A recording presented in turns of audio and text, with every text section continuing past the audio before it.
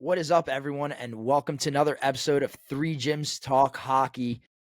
It's the dog days of summer right now. There's not too much to talk about in terms of hockey. So, we're going to make this episode more fun than the other ones in terms of you're going to get to know a little bit more about us rather than the news around the hockey world. But before we get into ourselves, which what we're going to do is our top 5 rankings, our personal rankings of games that we have been in attendance for. So something exciting, something different, something that I guess you have to make a list of your own because it's about you personally. But before we get into that, let's talk about just a couple things going on around the hockey world. The biggest of everything is the Carolina Hurricanes have secured Jackson Blake for another 8 years, and by another 8 years, I mean he will be in Carolina for at least 9 seasons because his entry-level contract is not over. So this contract does not start until the 26-27 season. Jackson Blake has signed an 8-year deal worth $5.1 million a season, and I just want to get your guys' initial reaction because me personally, I think that this is a steal of a contract, or it's going to be a steal of a contract, and it's one of the last of its kind that we're going to see just because of the new CBA agreement. Yeah, 100%. When I first saw the deal, I definitely thought it was a very good deal for the Carolina Hurricanes. Something that they have continually been able to do with a lot of their players is just get them on long-term deals kind of as soon as they can, getting them at a lower price. It's in a sense they're kind of doing what Florida's been doing, except Florida's obviously had the success of going on to win 2 Stanley Cups. And we were just talking about it before the podcast, but you still look at their cap space and they still have $10 million in cap space.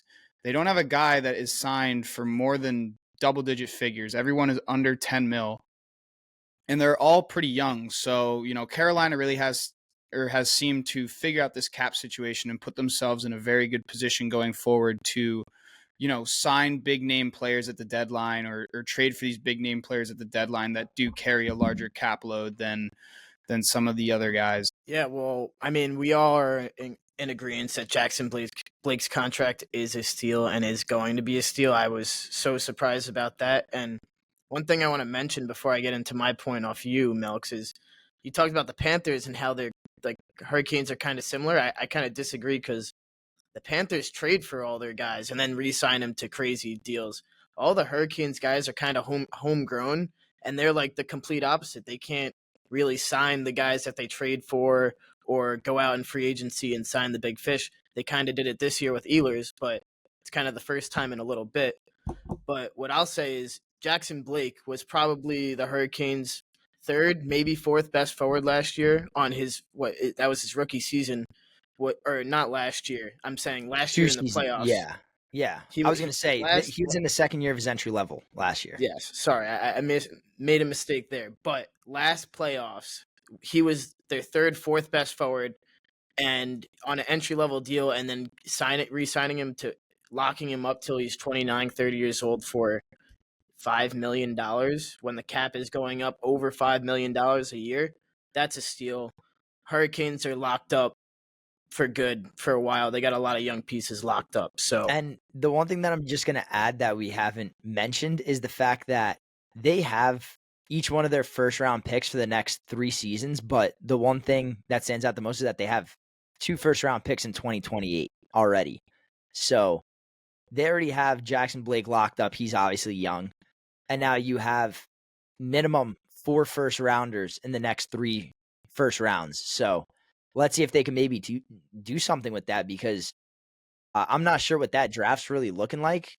I don't know if there's even really much to say about the 28 draft class this far, but it could be. They're in high school. Yeah, that's what I mean. So I haven't heard of no Connor Bedard out of the 28 draft class, but it could be beneficial. So that's definitely something to look into for the future. I think Carolina, solid move. I think if they could somehow use this Jackson Blake contract, if he becomes like a star, which I think that there's a good chance he could, this might start building something for Carolina. It might make it a desired location for players to be at. First Steelers, now you got the Jackson Blake contract. And on top of it, Jackson Blake his career earnings after putting pen to paper with that is already more than his dad, who played just shy of 1,000 games, I think 700 something games in the NHL. So kind of a cool topic to talk about there, just the money difference from now to then. And it's still pretty low compared to other professional sports leagues. Other than Jackson Blake, the one thing that I wanted to talk about is longevity. Jaromir Jagr is reportedly going into or thinking about going into his 38th professional hockey season. You guys are 22, I'm 21, and this guy's playing his 38th professional season. I don't even know how old this guy is anymore, but assuming he started playing professional hockey at like 16, that's just absurd. So what do you guys have to say about Jaromir Jagr, just generally with what he's done and what he's still doing? It's just Clearly. these fucking Russians, bro. They're crazy. I was They're gonna say, actually all crazy. I was gonna say he's not even Russian, though. doing this, but like I could think see he's a Czech. Ovechkin calling Is to he a go Czech? 50-50. Yeah, I was gonna say Jagr's a Czech, but regardless, like I get what you're saying. Still, Like they're he's an fucking unbreakable nuts. machine. Yeah. Yeah, it's nuts. I don't know. He loves the game, man. Doesn't want to hang him up. Doesn't Yeah, want to join. Doesn't want to join Love the big league game. like the rest of us. dude, I'm looking at his EP right now. He's got to He's say 53 years old, and he's going into his 38th career season. I don't know Like- how his hips haven't like fallen apart yet. He's I probably had like wish it- 3 hip replacements at least. I mean, I don't know what he's done, but they're putting some kind of bionic shit in his body to keep him running this long. It's like insane. Like I remember seeing Jaromir Jagr when he was on the Devils. Dude, like I don't even know how young I was at that game. And I mean, Jaromir Jagr is still playing. That's my Those point. Czechs Like, must have like a secret weapon that they just inject in him before every game. I mean, Oh. dude, and Get last out there. and last year alone, he had 5 goals, 11 assists, 16 points in 39 games. I don't know, for a 52-year-old, 53, however old he was during that for the majority of the season, like that's not that bad. I'll take that in any professional league to be 53 and be doing that. Like if I could be getting that stat line and Beerly at his age, I'll be happy. Do you think guys in that league still try to line him up, or they just have enough respect, or they give him like a little nudge, or do you think he just tries to get rubbed out by some guys? Dude, I don't know. That's actually like a great question I because bet you they still give it to him because he gives it to people too. I bet at 50. I mean, he's a years old, big he's guy. definitely laying the body still. Like, there's no way he's not. I didn't know if he was getting the Gretzky treatment because, like, at the end of Gretzky's career, guys were like giving him a heads up that they were going to hit him before they actually hit him. So I didn't know if he was getting that type of treatment where they're like, "Oh, Jagr, I'm literally about to rub you out from behind." Like, I don't think Well- the Czech league or whatever league he's playing in gives a shit. I don't know. I've never heard of that league, so I mean, beats me. I mean, I'm pretty sure that he's playing for a team that he owns. So that's like badass as is. But I don't know. I mean, I think that everyone's giving it to him the way that they're giving it to everyone else. Just because your name's Jaromir Jagr doesn't mean anything over there. It's not the show. They're trying to like be like, yeah, I just hate Jagr, bro. I Like, just cleaned out Jagr. Yeah. He can't get up. yeah, it's like a majority of these guys, like they're probably not even good enough to play it in any professional league in America, and they're just like, yeah, I just played against Jaromir Jagr. I guess like, that's a decent way to make a name for yourself. It's like a video goes viral of you just killing Jagr in the open ice. imagine that would be kind of, I don't even Watch know. this video of me lighting up a 55-year-old legend of the NHL. Dude, Kid, actually, he has permanent brain damage now. He already does. what do you guys think happens if Jagr doesn't leave the NHL and goes to Russia, makes his return, whatever? I know, okay, I'm not saying he would have given Gretzky a run for his like points record or anything of that nature, but where do you guys think he'd be? Like, obviously second in points, but like, I feel like at a certain point in all sports, when players try to play past the age of their prime and they play for too long and you can see the progression decline continuously, it kind of hurts their regression? overall image.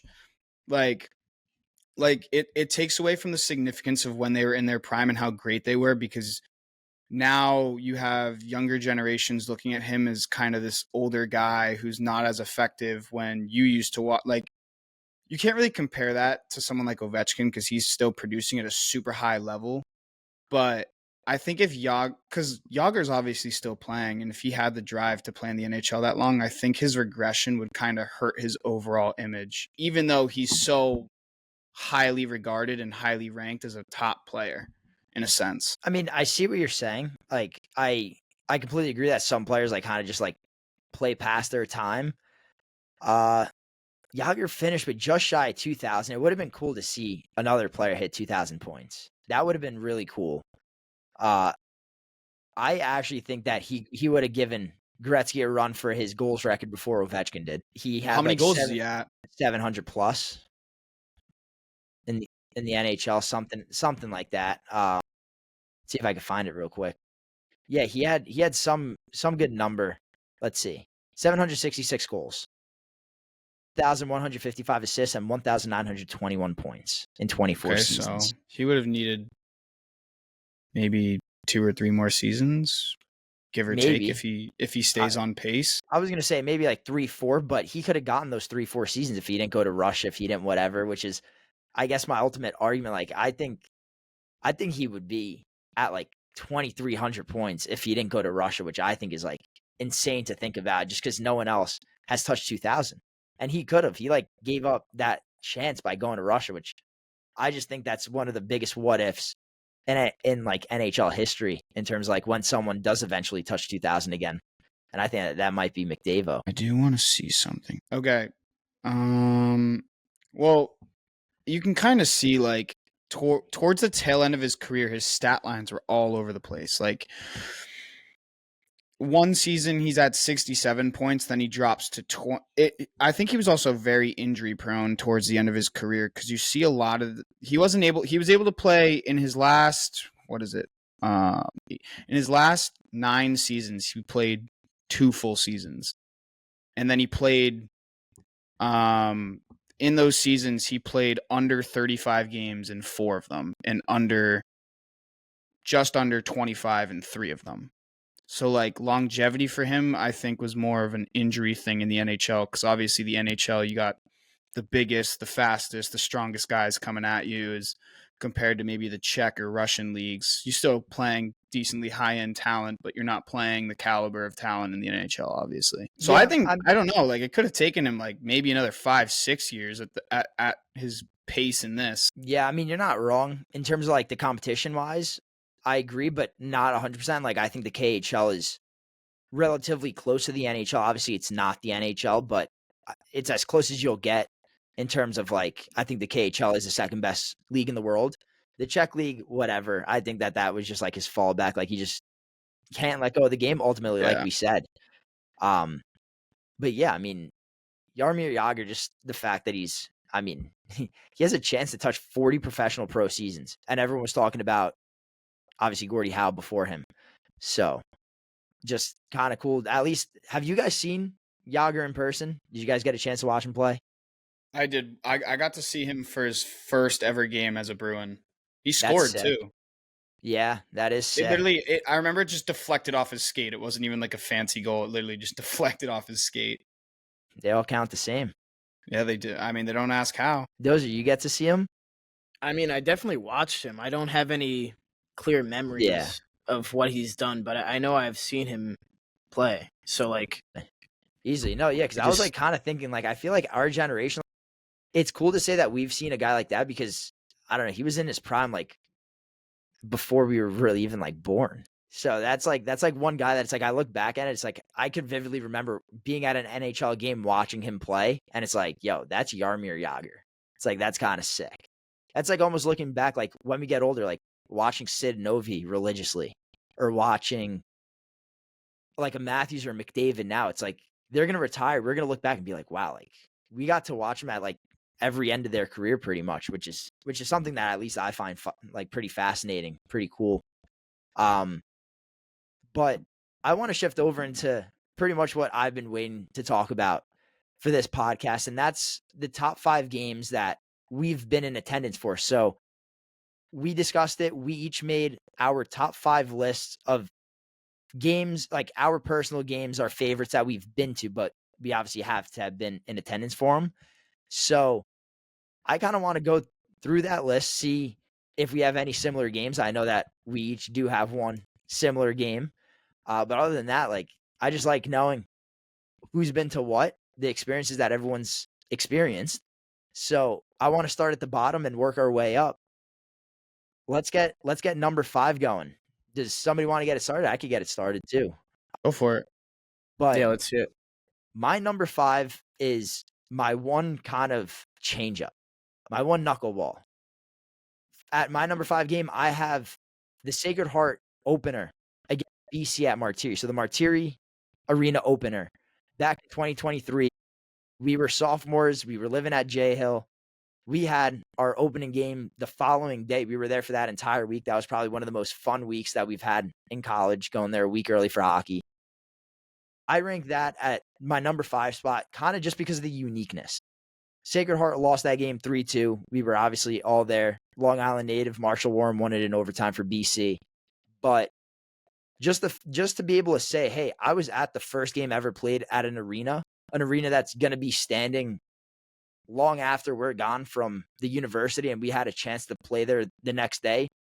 It was difficult to kind of pick that number 5 spot, but I'm happy and I'm settled with the decision that I made with Sacred Heart BC, just because of, I guess, the historic aspect of it. Okay, it's not a NODAC or a program that has like a sick arena, like 3 stories, like an NHL size arena, but it's still history, and it's a school that we went to.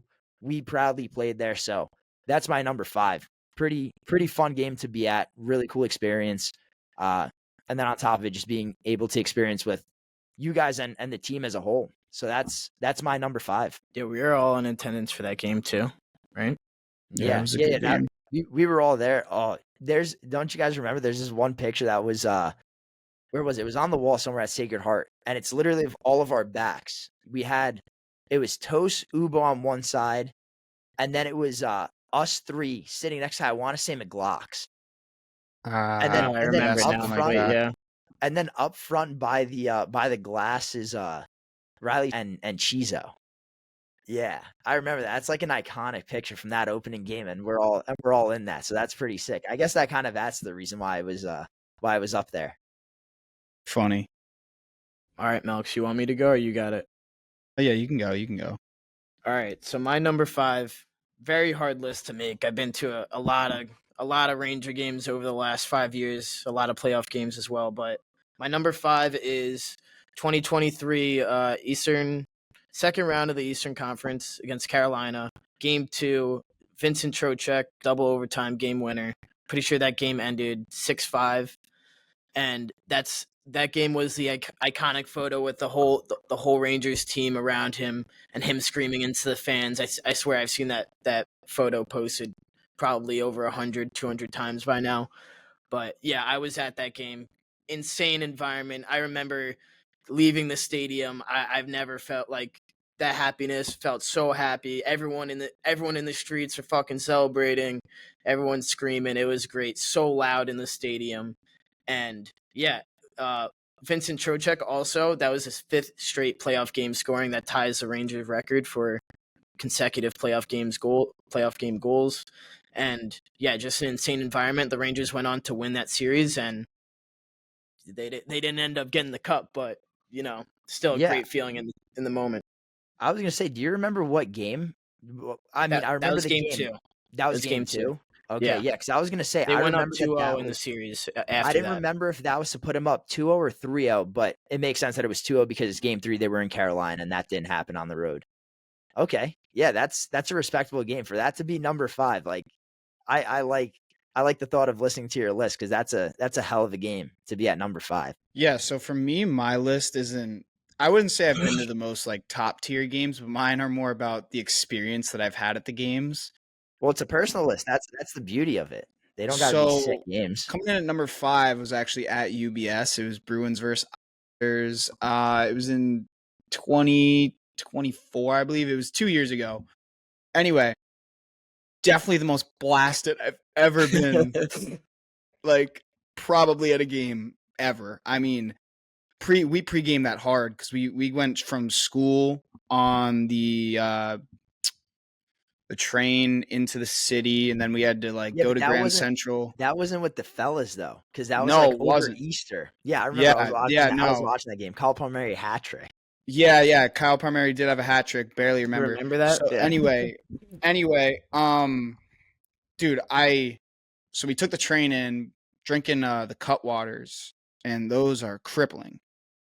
And then we got into Grand Central, took the subway, and then from the subway, you had to take a bus to the stadium. Like it was a whole colossal thing. So, but luckily, like we weren't too fucked up before we got there. And then we got on the bus and we just started deleting fireball nips. So, one thing leads to another. Stumble my way into the arena, go to the bathroom, and then my phone died, so I had to plug it into one of those like porta-cart things where they have like the chargers, and I forgot the code that I put in to get my phone, so I locked myself out of my phone. It took me like 20 minutes to get my phone out. By the time I finally remembered the password, because like I put a few brain cells together, I thought the game ended. Like I thought the game was over. So I was like kind of all sad. And then I walked out there and it was like the beginning of the first period. So I was like, oh, let's go. Like I didn't miss the game. Jesus Christ, Dud. Yeah, I probably couldn't tell you a lick of what happened in that game. I just know Palmieri scored a hat trick and I remember the empty net goal. That's about it. The way home was a whole nother process. I had no idea how to get home. I barely got out of the stadium. I think we had to Uber to Grand Central because or we took a bus and then we had to I'm putting like random pieces together, but it was like really, really fun because I was like absolutely lost in the sauce. But eventually we get to Grand Central and I had no idea where I was going. I was kind of bugging out because like the game ended late and obviously the Grand Central doesn't run all night. They don't run the subways and the trains all night. So I was freaking out that we were gonna miss it. So we went up to the cops, but obviously I was wearing a Bruins jersey. So these cops are like, "Yeah, we're not helping you." So they're directing me to all these different tunnels and I'm walking around like blind. I'm blind. I can't see anything. I can't put a brain cell together. Finally we make it to the train. I'm trying to fall asleep and this fucking homeless lady keeps yelling at me cuz my leg's in the middle of the aisle. She's like, "You really got to do that?" I don't even know. Fell asleep. Finally got home. Man, that next morning was a battle. But the experience was awesome from the parts that I remember. Cause like just trying to navigate through the city. Oh, and the New York pizza when I was trying to find my way to Grand Central was absolutely fabulous. Absolutely. They gave you those big mega slices. I was so happy. So that's number 5. So New York's better than Boston, basically, what I got from that. Pizza wise, I would probably say so. Yeah. Listen, the Islanders won 5-1. Well, yeah, I wasn't there to watch the Islanders though. Yeah, no duh. But the comment was New York's better than Boston. I was saying more of the city, not the Islanders. Well, Yeah, the Islanders dick are part of bag. the Islanders. Hey, we're already pulling that one out. Well, the Islanders are part of New York, so in my head, it's in the comment. All right, that rounds out the number 5. Those are actually okay. So you got an NCAA game, a regular season game, a playoff game. Got a little bit of everything so far. On to number 4. My number 4, just so happened to be a couple months ago, actually, or about a month ago. A month and a half ago. Game 6 of the Stanley Cup Final, June 17th of this year in Sunrise, Florida. It was a blowout. The Panthers beat the Oilers 5-1, but it was a cup clincher. This one had to do with the game, but also the experiences. Sam Reinhart, 4-goal game. That's like the first time in 90, 100 years that a player has scored that amount of goals in a cup clinching game. So just the historic aspect of it, aside from the fact that obviously Florida just went on to win their second straight cup. McDavid lost his second straight cup. But it was also the fact that I was a credentialed reporter there, so I was able to go down to the ice and kind of be with all the media, everything going on the ice after the final buzzer. So kind of just being able to go down there literally be within an arm's length away from players, being able to talk to the players, see the cup right in front of my face. From the series clincher to being on the ice to just generally everything that entire day kind of held, just knowing what was at stake and that the cup was in the building. It was definitely one that I'll never forget, but there have been a few better ones. So that's my number 4, the cup clincher from this Stanley Cup Finals. Melks, you want to go? No, we'll keep it in order. You can go. All right. My number 4, and it probably would be higher, and I was debating not putting it on the list at all, but it's 2014. I don't remember the date, but Game 4 of the Stanley Cup Final, the only Stanley Cup Final game I've ever been to in my life. Rangers Kings.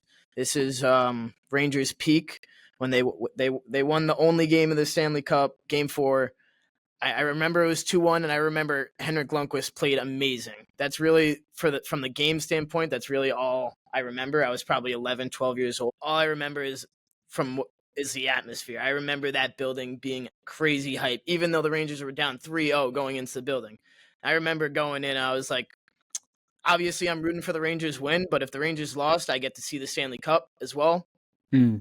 So, like, it would have been cool either way, but I'm happy the Rangers won. It was still sick experience to go to a Stanley Cup final game. Hopefully I get that opportunity again. And it was good to have a little bit of happiness before the worst day of my life came a couple days later when Alec Martinez scored that goal. All right, Melks, you're up. All right. This is like way back to mini me. I don't even remember the date or the year. I just remember kind of being there. So this was Bruins versus Lightning. First game I got to go to with my dad to the Bruins. I think it was just me and my dad at this game. I got to watch Sagan as a rookie. So it was pretty cool. I actually remember one of his goals. You know how he kind of had that distinct play when he was younger where he'd kind of line up on the bottom of the circle goal line and take one-timers from there. I got to see one of those. And then it was also cool to see prime Stamkos because obviously he was like one of my favorite players growing up. I have his jersey from when I was younger. Obviously it doesn't fit me anymore, but it was cool to see a guy like that coming in. And then, like, obviously the Tampa Bay Lightning have been an electric team for a while. So I would say to be able to watch a team like that with, one of the guys that kind of inspires you to keep playing, it was really cool. So I put that one at number 4. That's, yeah.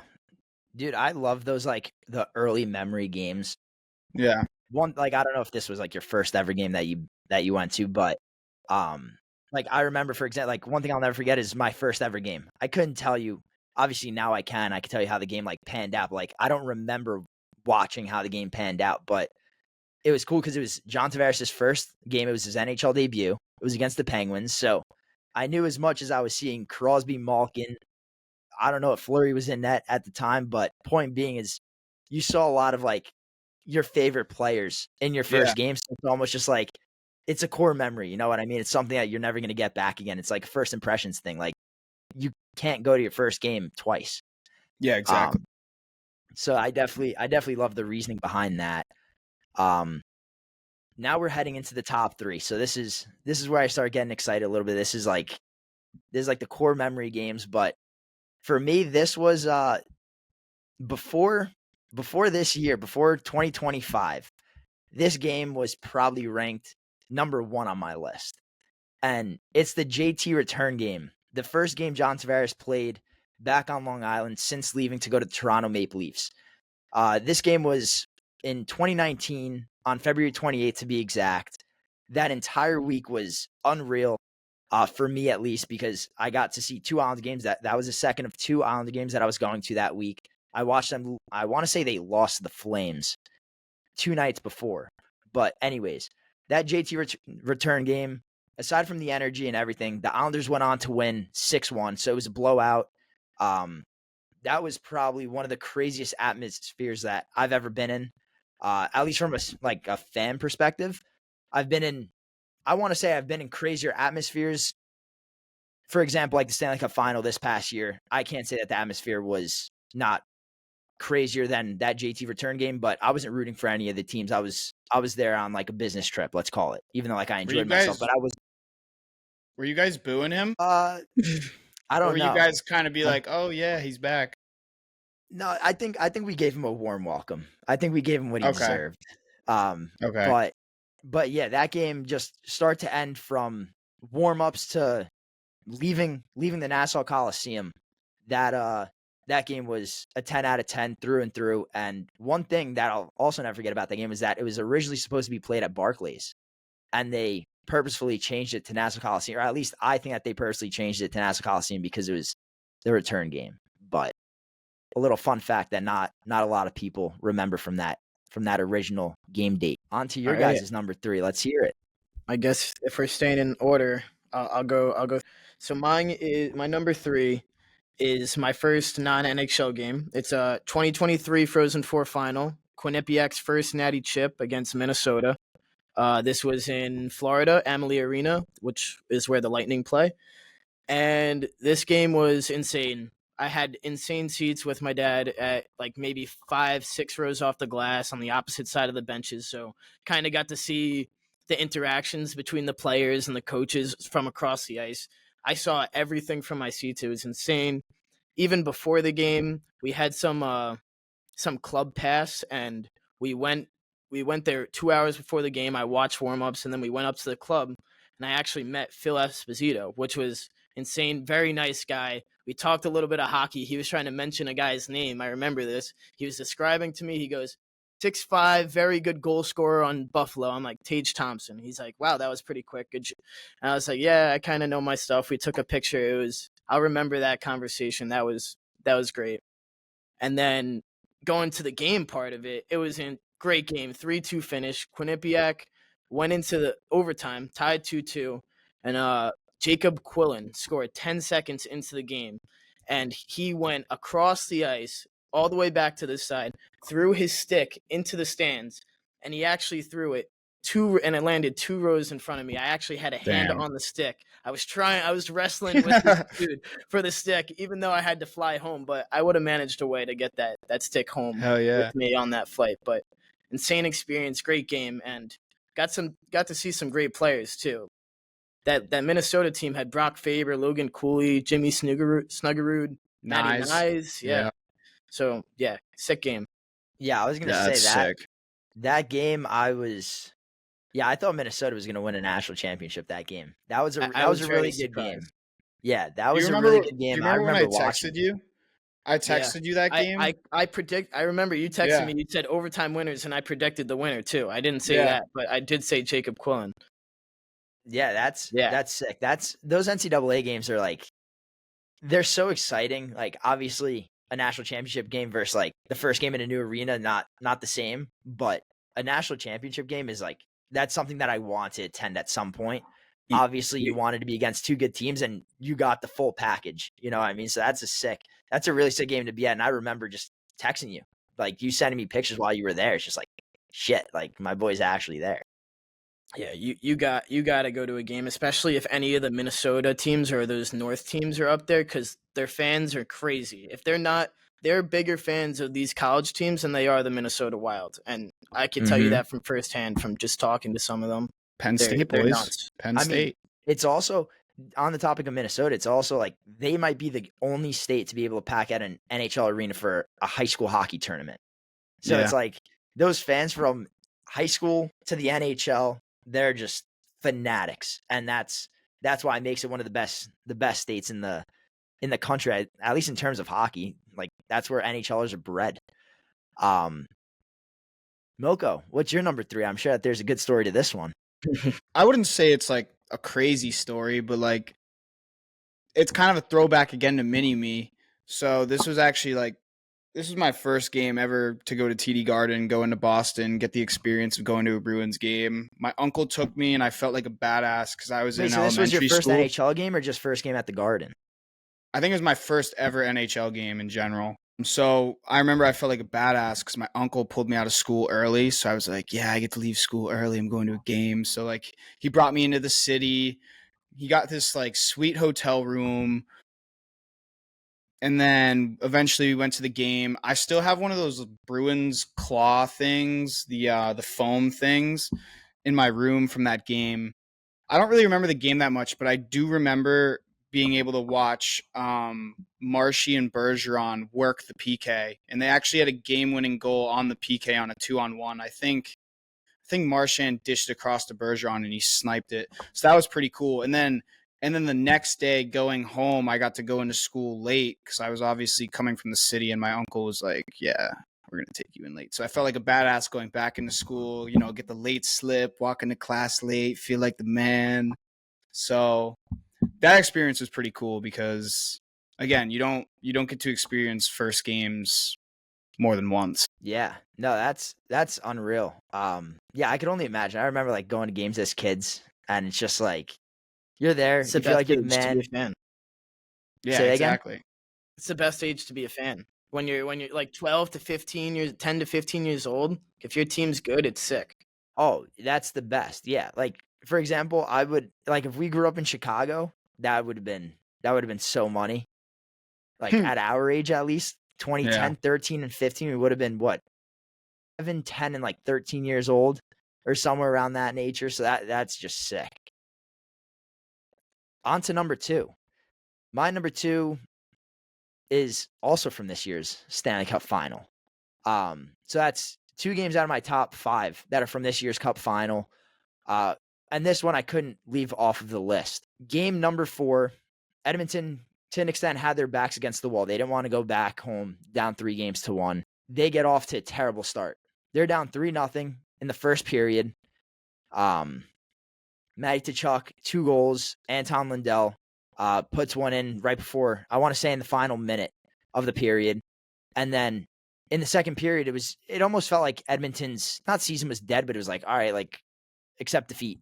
Like you're down 3-0, like you're not playing good at all. You're just getting dominated. That second period was maybe one of the wildest periods I've ever watched because just like from sheer dominance. First period was all Florida.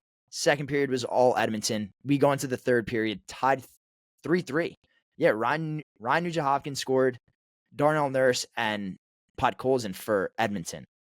So we go into the third, and it's like, all right, we have a ball game. It felt like you watched 2 separate games at that point. One game in the first, one game in the second.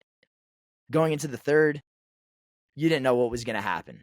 Jake Wallman with like 7 minutes left or so, 8 minutes left in the third period, gives Edmonton the lead, and that building's dead.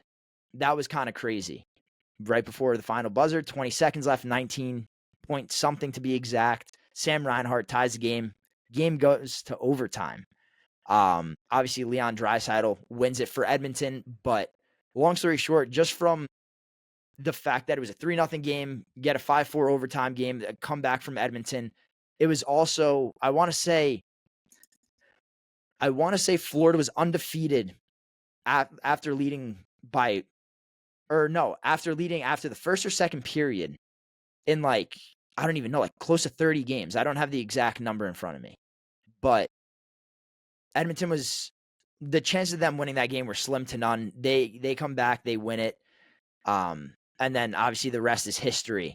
But that was definitely a game where I was on the edge of my seat the entire game, even not as a fan. You couldn't sit still for a second of that game. So just being there, feeling that energy, and then ultimately like just the up and down, like I don't even know, like Florida fan just shut up. They exploded again, and then Leon Draisaitl put him to bed. So it was just like, wow. Yeah, that was a sick game. Probably one of the best Stanley Cup final games over the last 10 years, I bet. If we go back, it is definitely up there, top 5 for sure. Yeah, that game was sick. That game was sweet. Yeah, so my number 2, I don't know if I should really go into that detail because I know I was you gonna say, guys. yeah. Should I You know just say what? my number 1 first, and then we'll talk about the number 2 together? Yeah, I like that Yeah, idea. yeah, 100%. Yeah. So Yeah. I'm gonna go. This is my number 1, but my number 2 is the game that these other 2 fuckers have because we all went together. But so my number 1 is what is it? Stadium Series game, Rangers Islanders Stadium Series game from 2024. Is at MetLife. Me and Solon actually went together. It was me, Solon, my sister, and her fiance. Sick game. We went there early. We tailgated in the MetLife parking lot. It was a hell of a time. We had a decent amount of bevs in us. We were definitely feeling good We going ran into the into the empty stadium. netters that day. Yeah. We did run into the empty netters. I got interviewed and Yeah. I choked on the first question. We don't got to talk about that, but don't go Roll the look that clip. up either. Don't check it. Roll the It is clip. on YouTube somewhere. Um, what else was it? But sick game. We definitely got the bevs in us to wear out the cold because it was a little chilly in It was MetLife in the middle freezing. of February. But the beers helped us out with that. But sick game. I remember. I don't know the exact scores, but I remember the Islanders were up I'll tell like you 5-2 this going much. into third. 4-1. 4-1. 4-1. I remember this because, and the one thing that I'll add, just because we were at this game together, it would have been in my top 5 if this was a top 10 list. It would have been on my list, but just for the sake of the result, the emotional pain that I went through, I couldn't have it in my top Yeah, 5. and But everybody was giving it to him after the game. But I'll explain. It was 4-1 going into third. Rangers. I think we scored a goal, making it 4-2. They scored to make it 5-2. I'm pretty sure, and then they gave us 2 or 3 power plays with the in last the 10 last like minutes. 10 minutes, yeah. And the Rangers scored on all 3, tied it at 5-5, went into overtime, and Panarin scored in the first 10 seconds of overtime. And that stadium went nuts. And No, and do was you remember that they had to review it at first, and then they, after the yes, review, then it was just a madhouse. It was like, damn. it was a madhouse, and I kind of upset that it went to review, but honestly, we got to celebrate twice, so not that mad at it. And what also made that game pretty special is I looked it up. Just under 80,000 people attended that game. Third largest game in NHL history. I was just gonna say, So I know it was top 3 for sure. it was like 2, but then there was a game right after it at Ohio State that Yeah. overclimbed that. But yeah, top 3 attended games and crazy experience. And the Rangers had one of the best comebacks, which also makes them like 7 or 8-0 in outdoor games. I just wanted to put that stat out there because they're playing in the Winter Class or another Stadium Series next year, so they're going to beat Florida. Take your bets now. No, it is the Winter Classic. It is the Winter Classic. Okay, That's gonna be a Oh, sick yeah. series too. Yeah. Yeah, no, that's definitely a game that's up there on my list too. Didn't crack the top 5. Obviously, I think that's pretty self-explanatory as to why. But definitely a game that I enjoyed going to. I remember when it was all said and done, everyone was giving me shit, rightfully so. But the one thing that I said was, "Hey, we asked for a game and we got a game." So, it wasn't the ending that I wanted, but it was definitely a game that's definitely not going to be forgotten anytime we soon by me or pretty much anyone in the hockey world. yeah we did also meet up with some of our teammates there in between periods. I totally Oh, we went over did? that, but I totally forgot about that. That's when Nooch was in a wheelchair. Yeah, I do remember that. Damn, that's so right. Yeah, all the fellas were having a time. Yeah, that was one hell of a day. That was a crazy day through and through. Milks, let's get to your number 2 before we get to our number 1s and Dozer takes a step back to his number 2 because he's big dog like that. The Yeah, I Islanders did. had to ruin it, but it's all good. Yeah, that was a very good game. I remember watching that broadcast. But yeah, my number 2, I'm throwing an audible from the list that I originally created. Number 2 is a game in Nashville. I forget who the Predators were playing, but I was down there for a hockey tournament with a bunch of like my club guys that I played with growing up. And we had a tournament down there, and all the parents and all the kids were like, yeah, like go to a Predators game. I think the tickets were relatively cheap too. So, you have all 30 of the boys pulling up to a hockey game, talking shit, trying to, just get under people's skin in the wrong way. Cause like we didn't care. Like the Predators weren't playing a very relevant team, I remember, and the Predators weren't very relevant themselves. But I will say the Predators do have a very fun atmosphere at their rink. And if you get the chance to go, I would definitely recommend it. It's definitely a rink that I want to hit up at some point. Yeah, it's definitely a great time. And unfortunately, we were 15, 16, so it's not like we were bevving around and we didn't really have access to drinks. I remember before the game, we tried convincing people at the bars to go buy us beers and we'll pay them for them. No one would budge. No one would budge. I remember being down there. We would all just rip those bird scooters everywhere. But I honestly don't really remember the outcome of the game, but just being there with all your boys. You know how you see those videos on the big screen of they'll flip a camera and it'll just be like a team of all the youth kids or whatever.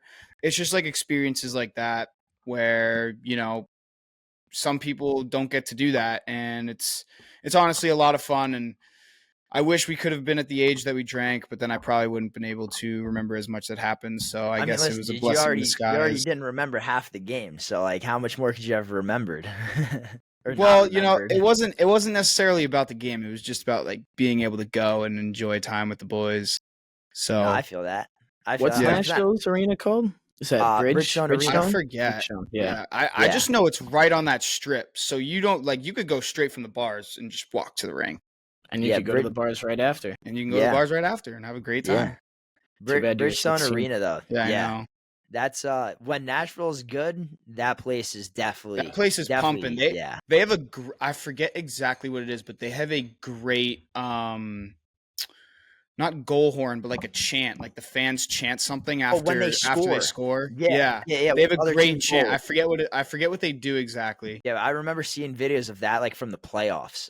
They I When they think were what they playing Chicago. yeah, I think what they do is they call out the other team's goalie. So they'll all be like, let's say it was Flurry or something. They'd be like, Flurry, you suck. It's all your fault. It was something like that. Yeah, it's like one of those like college chants. Yeah. Yeah. So that was fun to do too. Yeah. All right. That rounds up 5, 4, 3, and 2. Or 5, 4, 3, and 1 for one of us, I guess. Yes. But now we're going to the last game, whether it's one on your list or number 2. This game, we were 3 of the 4 people that went to this game. The other one was obviously Christos. Four Nations final. This past February at TD Garden in Boston. Milko, this was your home turf. We stayed at your house.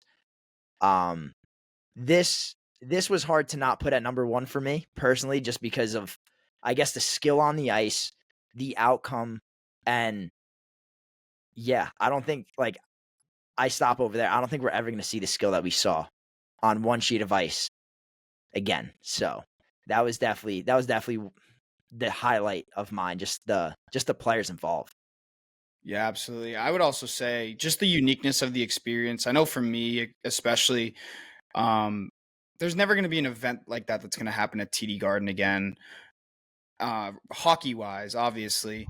And again, you can always come down to the players and the skill that was on the ice because that's what everyone was there for.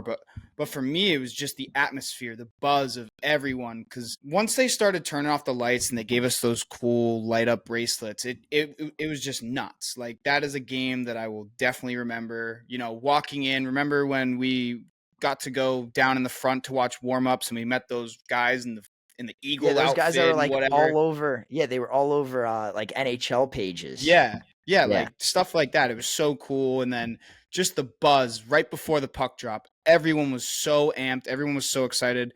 And obviously, it's so much different when you're playing for your country on home turf as well. So you had basically mostly Americans, I would say. And then obviously the Canadians around you were just hearing it until, we unfortunately lost in overtime. But regardless of the outcome, it was still a great experience, and I would have spent whatever money it would have taken to be at that game. And we got a Yeah, good no deal on it regrets. too. Yeah, We did no get a pretty good regrets deal. buying those tickets. And one thing I'll say is about that game is the atmosphere wasn't like any other NHL game that I've been to. It was almost like I can't even say because I haven't been to a soccer game, but it was almost like being in attendance for an international soccer game because you Yeah. hear USA chants and then 2 seconds later you hear Canada chants in the crowd, and it was going on throughout the whole game. It wasn't like they're rooting for a team; they're rooting for a whole country, which is, it's special and it's cool to be in attendance for it. Like, yeah, Yeah, I I don't mean, really know. How to do. yeah, no, I mean, Dozer, I know that you've been to like a World Cup of Hockey game. For example, you were able to see that U23, the North America. That's like a really cool team to like have been able to experience. But like you said, I feel like that was like a different atmosphere. Like that was like it's not a final in the US versus Canada. Like Boston loves their sports. That's one thing that I'll give to Boston any day of the week. They love their sports, so you knew that not only was it going to be a showing, like an international showing, but it was going to be a Boston showing, and like the Boston fans did not disappoint. But overall, that game, it was also the fact that it was a nail biter. Like it was a great game through and through.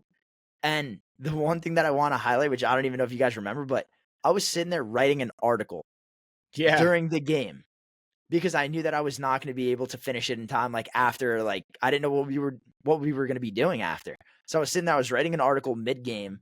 We're having the time of our lives, and then obviously, McDavo kind of sewers us a little bit, but once again, an experience that I wouldn't trade for the world. And then we had a hell of a night after too. So Yeah. we could definitely get into that a little bit because that was definitely a cool experience.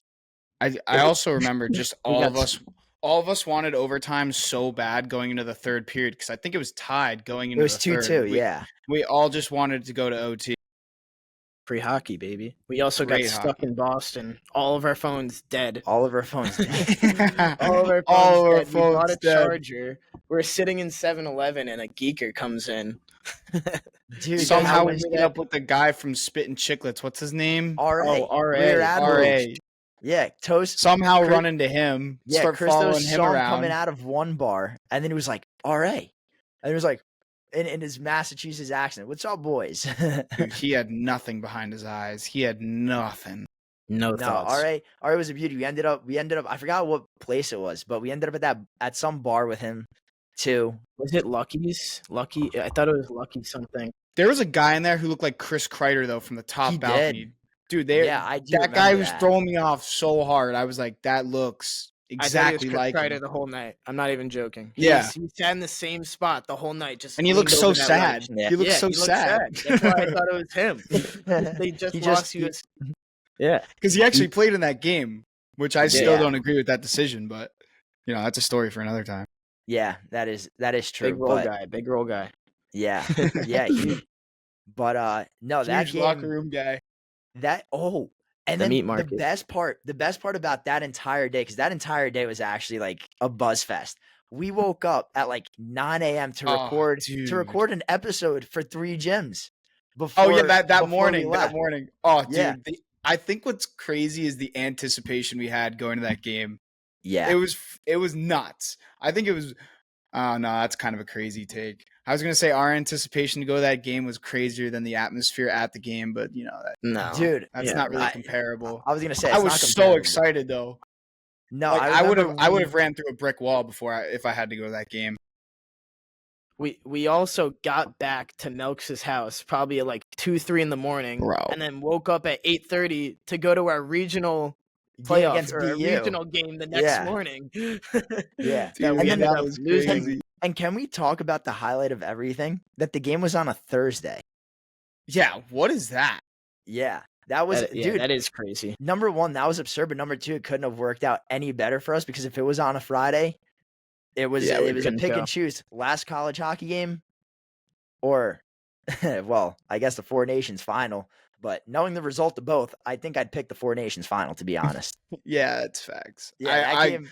Yeah, it's an experience. That you can't game's not trade. worth like, and the fact that we got the tickets when we did, like, don't you remember we were considering getting them at like 200 before the tournament even started?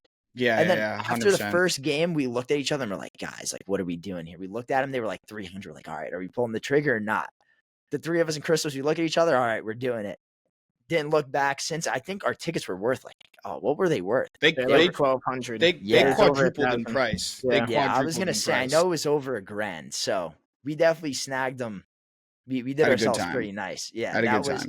that was one hell of a game. Something that I'll never forget. That I hope. I mean, I don't think that that's gonna be relivable with any event. So definitely happy that at least the 3 gyms were able to experience it together. Hell yeah. Hell yeah. But yeah, I mean that pretty much rounds out our top 5 favorite games that we've all been in attendance for. Obviously, a mix of amazing games, just meaningful games, sentimental games. That's the beauty of it being a personal list. It doesn't have to be the best game you've ever been to, but if it means a little bit more for whatever reason, it's going to be up on that list. So, yeah, that wraps up this episode of Three Gyms Talk Hockey. I'm Saul Mijas alongside Michael Cardoza and Matt Milko. Till next time, peace.